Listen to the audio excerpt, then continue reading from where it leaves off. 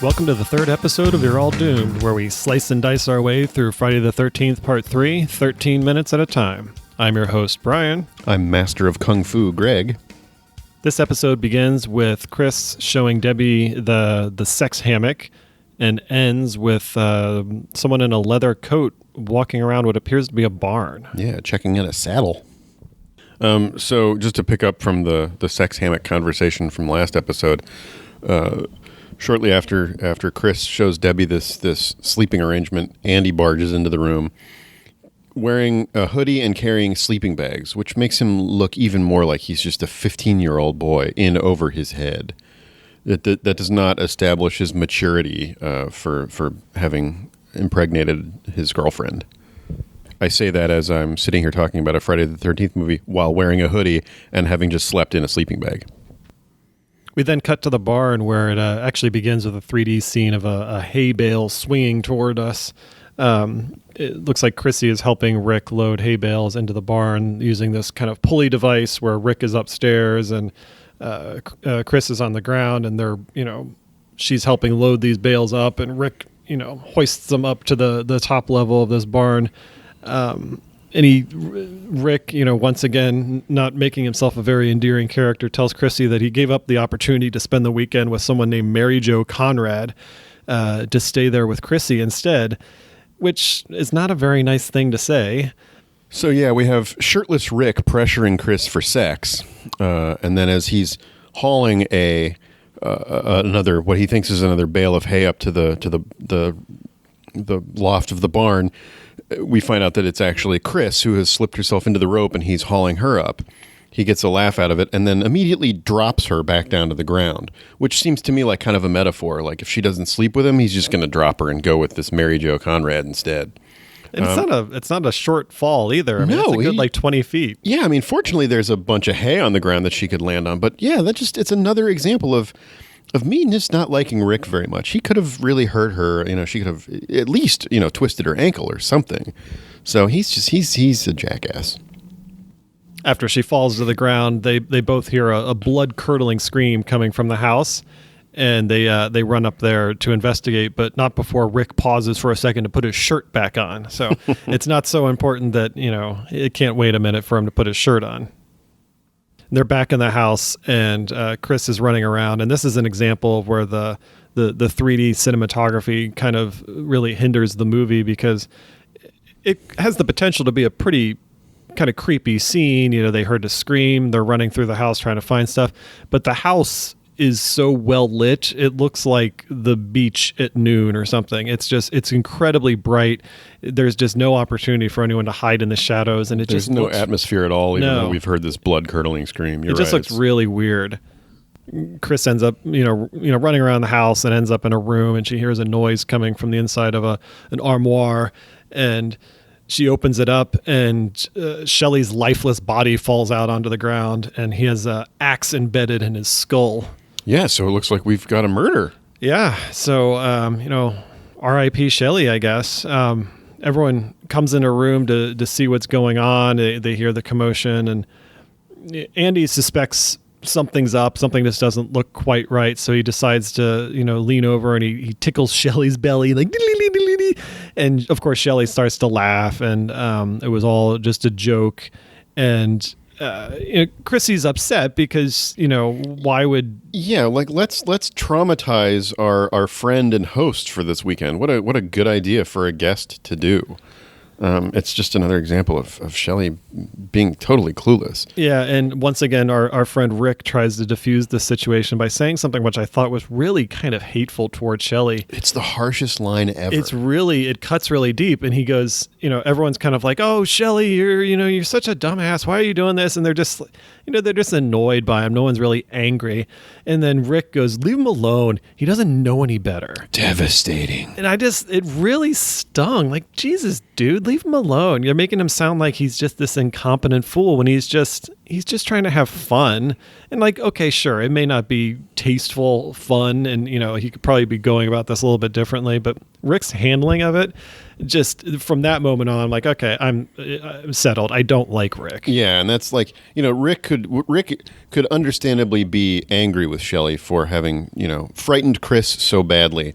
But the manly thing to do would have been like, Shelly, what the hell do you think you're doing? Confront him face to face. Instead, he does this kind of dismissive aside to Chris. Yeah, like dresses him down in front of the group. Yeah, it's really it's poorly handled on Rick's part. And it's immediately followed up when, Shelly's like, but I didn't mean to.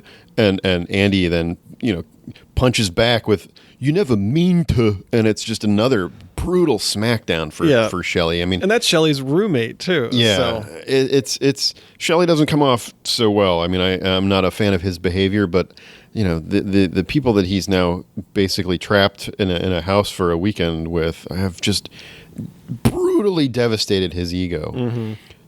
I have to admire one element of his prank, though. I mean, the axe that he has buried into his skull has a tuft of his afro on it, and I was curious whether he fashioned that himself with a chunk of his own hair, or if he was lucky enough to find a fake axe with perfectly matching hair on it. Yeah, I don't know. It is a good match, so it makes you wonder if maybe he just built it himself, but because he fancies himself, a prankster, so maybe he just has all these, handcrafted things in there. But every time he gets a haircut, he takes tufts of hair home from the barber shop. And the next thing that I found kind of odd is that, while this tense little scene has unfolded, Vera declares that she needs to get away from the house for a while, and so she asks Rick, who she's presumably met, barely hours before, if she can take his car.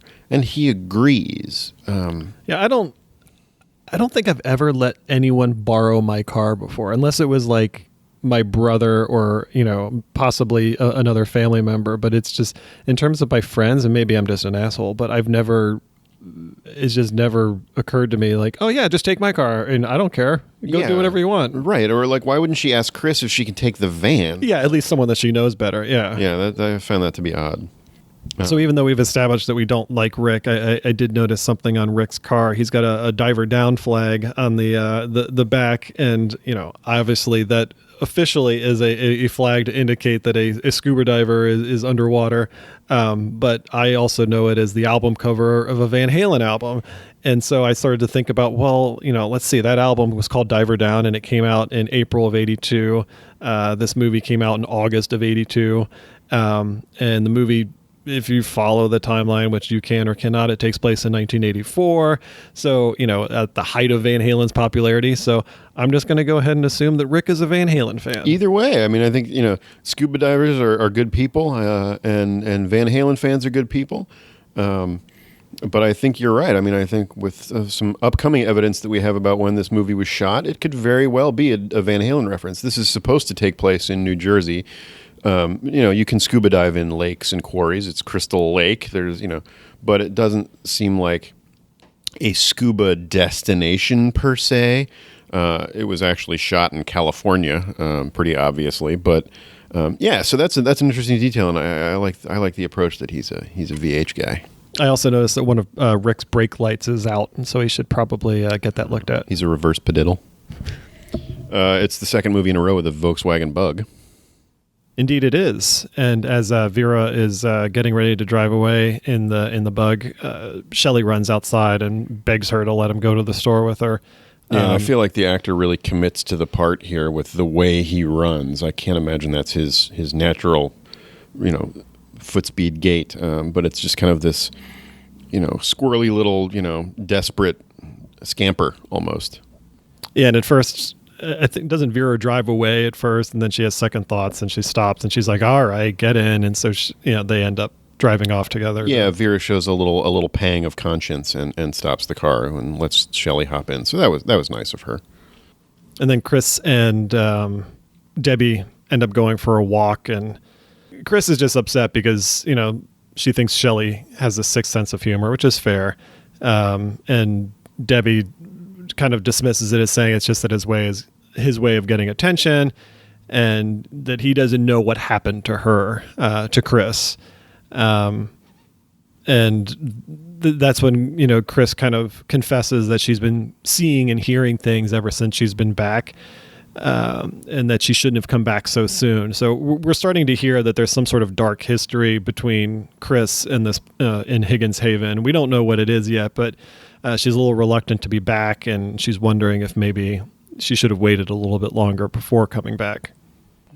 We cut to the convenience store where Vera and Shelly have driven, and Vera is up at the register trying to pay for the items that she needs, and encounters some hardcore racism from the clerk at this convenience store, who says, "We don't accept no food stamps." Yeah, presumably because she can tell that Vera is of Latina descent. But I got a kick out of it because the clerk looks a lot like Mark Maron's daughter from Glow. That's our second Mark Maron reference of this podcast.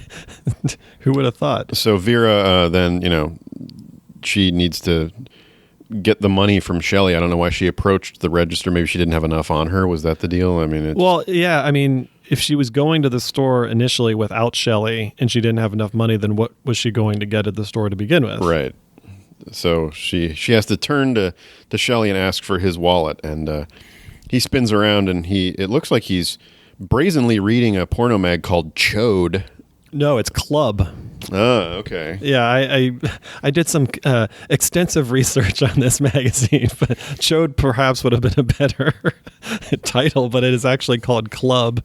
It's an April 1982 issue. I was able to find the issue online and was able to read the cover and the articles, of course, because the articles are excellent. But there was an article called "Bisexuality: The Ultimate Truth." Another one was called "Plato's Retreat: A Swinging Visit You Won't Forget." Plato's Retreat was a New York City swing club that operated from 1977 to 1985.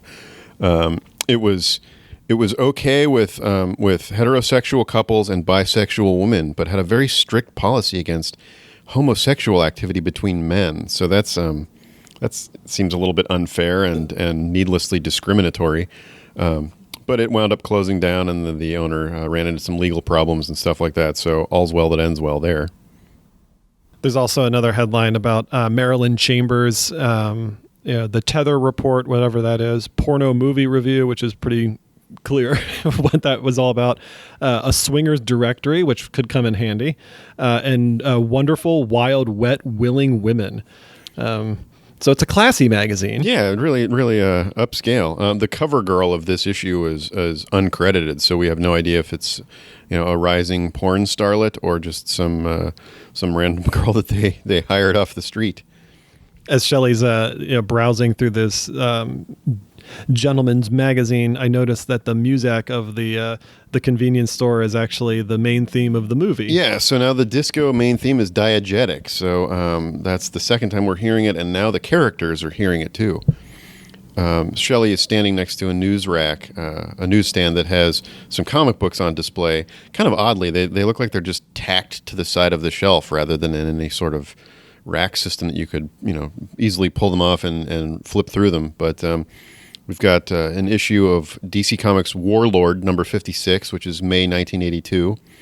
DC Comics Ghosts, which is a horror anthology comic, number 112, also May 1982.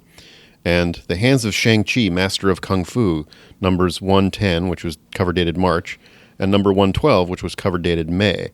You'll be hearing more about Shang-Chi in the future because I think the Marvel Cinematic Universe is beginning to develop a movie about him. He's kind of a cool Asian action hero, and that might turn out to be kind of a cool kung fu flick.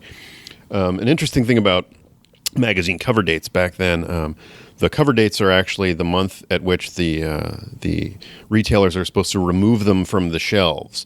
So these issues were probably new on the shelf in January or February, which is probably when this movie was filmed, and then kind of lends a little more credence to your Van Halen theory about Rick's car. Back to Vera's initial, problem without having any money. Shelly eventually reaches into his pocket and he produces one of those fold-up Velcro wallets that I think every single kid had in the 80s. I know I had at least one of them. Mine was blue. Yeah, I don't remember what color mine was, but I immediately recognized it. But he tosses it to Vera from across the store, and of course it flies at us in a spectacular 3D effect. That apparently was a bitch to film. Oh, I can imagine. Yeah, just trying to get it in frame. And but I also noticed that there was a sign behind the cash register that says Green Valley, New Jersey. There's also a T-shirt that says Green Valley has everything, and in parentheses it says including wildlife. So I don't know. It's not bunnies. It's not, well, not as many anymore, but it's not exactly a huge selling point. But I did like the T-shirt. Shelly's aim at the camera is better than his aim at Vera because the wallet lands on the floor, and as Vera reaches down to pick it up, a boot stomps on the wallet, preventing her from picking it up. So we meet Fox and her two goons. Loco and Ali. They look like the type of gang that's going to break out in a dance fight in a Michael Jackson video. That's exactly what they look like, extras, and they don't look very intimidating, and they're kind of like a hodgepodge of people to be in a biker gang, but they're there to raise hell, apparently. Yeah, I mean, I wasn't sure if, is this their regular turf and they're guarding this racist convenience store in Vernon Valley, New Jersey, or are they traveling through and just stopped here to supply and gas up, perhaps? Fox picks up the Shelly's wallet from the ground and opens it up and finds a condom in there. So we know that Shelly was hoping to get lucky this weekend. I don't get the impression that that's going to happen, but only time will tell. Yeah, I'm not sure what the dynamic is here. Fox refuses to give the wallet back to Vera unless Vera asks her for it, in extreme polite fashion, including calling her ma'am. Is it just random bullying, or is Fox also, racist in her own way? It's very confusing as to why she has a problem with Vera. It's completely unprovoked. Neither Shelly nor Vera have done anything to this biker gang that we've seen that would lead us to believe that they've, pissed them off in any way. So it's just kind of this random, it's not even like the wallet hits Fox as it's flying through the air. It just lands on the ground and Fox stomps her boot on it. And then, and like you were saying, just demands that Vera asks politely to get the wallet back. Immediately antagonistic. I mean, perhaps they're just, random bicycle toughs or motorcycle toughs. Vera and Shelly kind of resolve the situation peacefully, and they end up paying for their groceries and leaving. And Vera admits that she's too upset to drive, just based on what happened. And so she asks Shelly to drive. And as they're standing there, they see Ali standing out, or as they're getting into the car, they see Ali standing outside of the store. And Shelly starts to back the car up to pull out, and he accidentally runs over the biker gang's motorcycles. Yeah, he pulls a peewee and knocks over all their bikes. That's oops. Ali has a front row seat for this, and he sees it happening, and he comes after Shelly. He runs toward the car, and he's got like a huge chain wrapped around his neck, and which I don't know if he just has that all the time or if it was just a temporary thing, but for whatever reason, Shelly is intimidated by this sight, even though he's in a car and Ali is just standing in the parking lot. And Shelly just comes to a complete stop because this guy's holding a chain, like, oh, I better stop. But if it was me, I'd be like, well, I've got the advantage here. I'm just going to peel out and drive away. Right.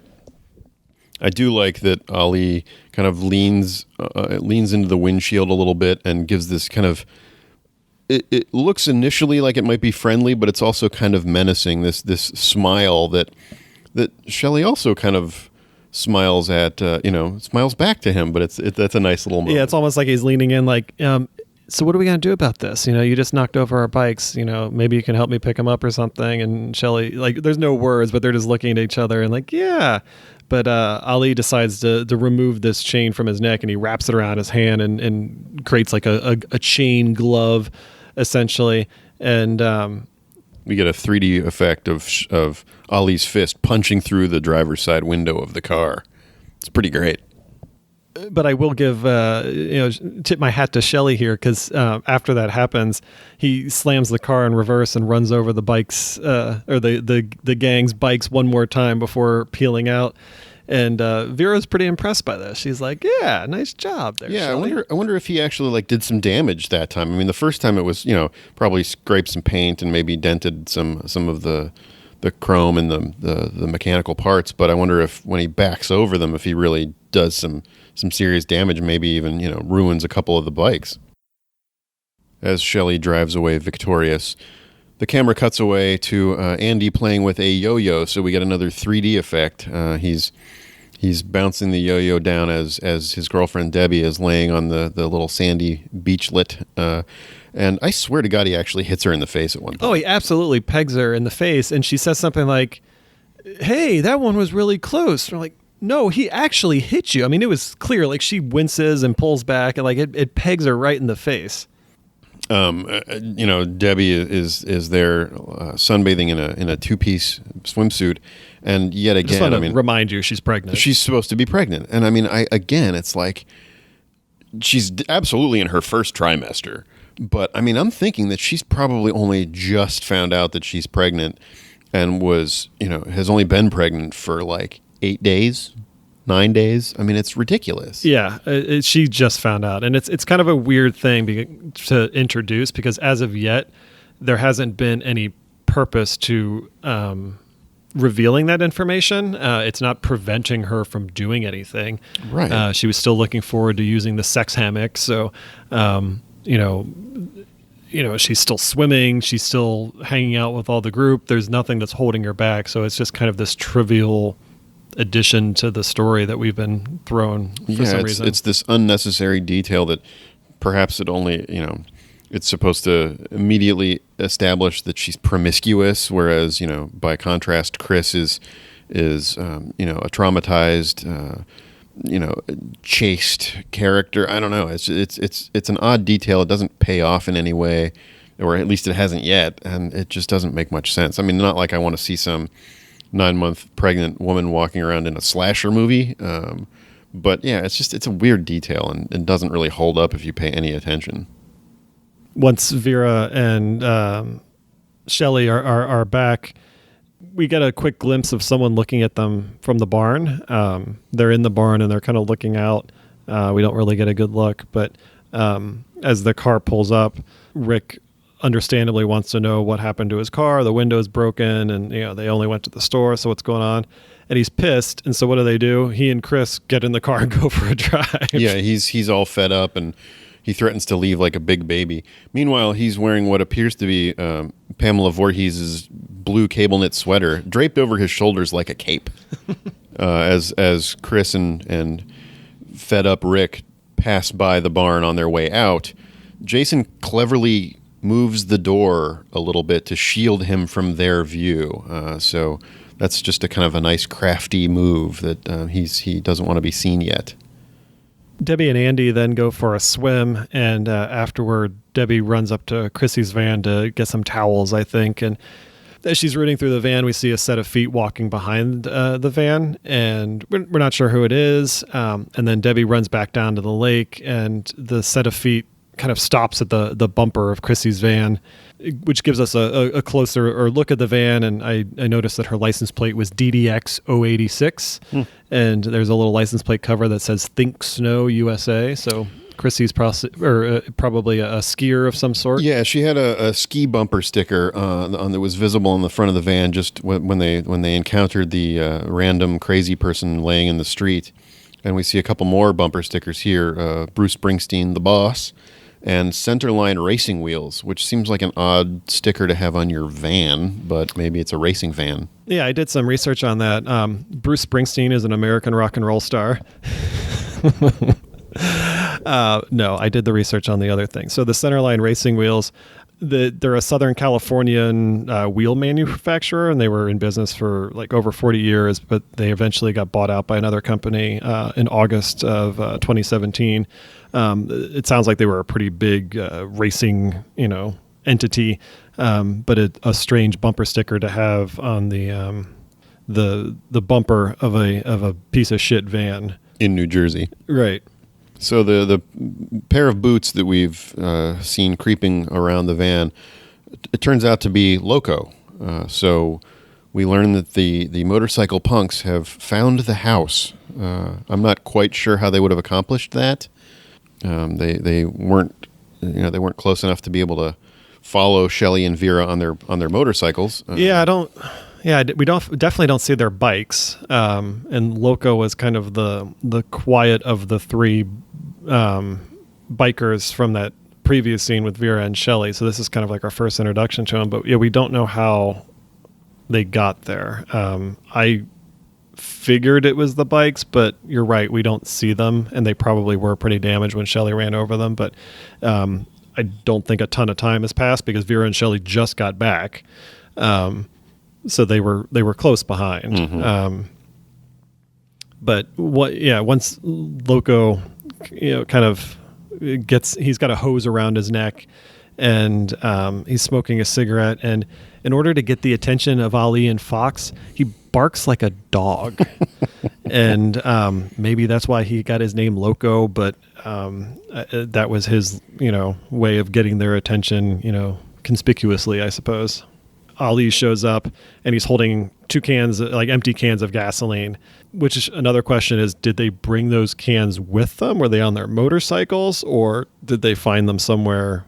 Did they buy them at the convenience store and then hop on their bikes to chase after Vera and Shelly? Who knows? But they've got some plan in place, and then whatever the plan is, they formulated it pretty quickly. Yeah. So they're going to siphon the gas tank. So Loco needs to stop smoking his cigarette before they start on that project. But I wasn't immediately clear if they were just planning to steal the gas and use it to fuel their bikes and take off, or if they had other plans. But it seems like they're going to commit some arson. Yeah. My original thought was that they were just taking the gas out of the van so that they couldn't leave. But you're right. We quickly find out that they have much bigger plans. And so as Ali and Loco are siphoning the gas out of the van, Fox decides to venture into the barn that's close by. For some reason, I don't know why she wouldn't just hang out with them. But. Yeah, she's this tough street punk, but she's utterly captivated by the sight of a barn. Yeah, and like everything she sees, it's like the first time she's seen it, she's like, "Oh my God, it's a rake!" and look at this, it's a bale of hay, and we end up closing out this scene with her kind of caressing a saddle that's hanging on a post, and she kind of takes a close look at it and. Yeah, she's like a little kid at a petting zoo or something. I mean, and granted, if she's a city girl and this is her first time out in the country, and then I guess a barn would be pretty foreign to her. But her reactions are pretty funny. Yeah, I do like that. While she's kind of wistfully strolling through this barn, we do get a couple of shots of Jason silently stalking behind her. That's nicely creepy. Again, it's probably a little too bright to be truly scary, but I like that we know he's there and she doesn't. So we close this out. Another section with no deaths, unfortunately. Yeah, we started off pretty strong, and then all of a sudden it quieted down pretty quickly. That's a pretty long chunk, but maybe next time we'll have a little more action. One can hope. One can hope. So until next episode, I've been Brian. I'm Greg. And you're all doomed.